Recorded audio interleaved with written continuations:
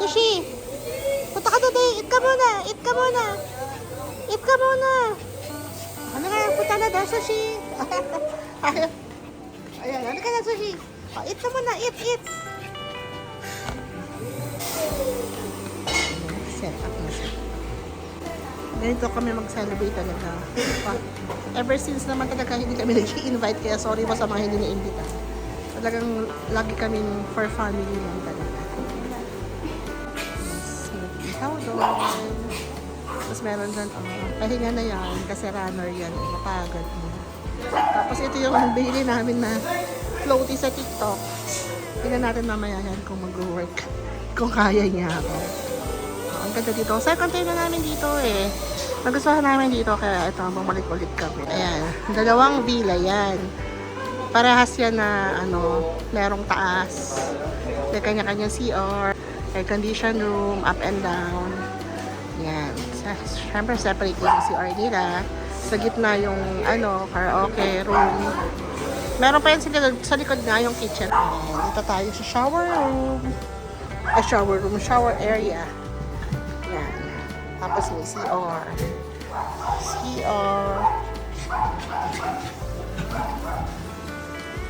Yan. Nice din yung CR nila. Yan may pasampayan, may umbrella. Meron pa yan taas Pwede pa umakit sa taas. Tapos ito yung kitchen. Diba? Ang ganda. Tapos pag sumabro kami sa 20 packs, kunyari kayo, marami kayo, may extra room pa dito. Kaya paggamit nila yan. Ito yung karaoke area. Air condition din. Yan. Ito yung first villa. Lamig. Ito yung kanyang powder area, shower room, tapos ito yung toilet.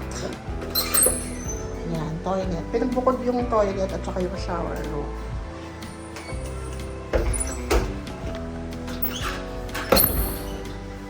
Yan, meron siyang heater.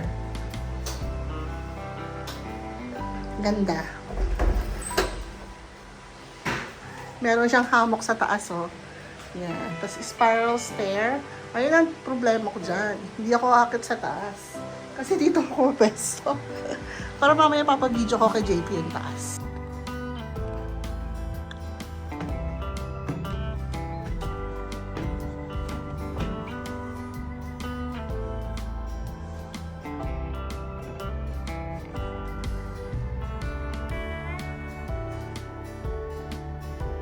Sa yung mga food, hindi pa namin naaayos kasi nagsiset up pa lang. Hindi ako nag-lunch kanina kaya yan, kumakain ako. Nagbaano ko ng rice with lahin. Tapos mo siyang nakain.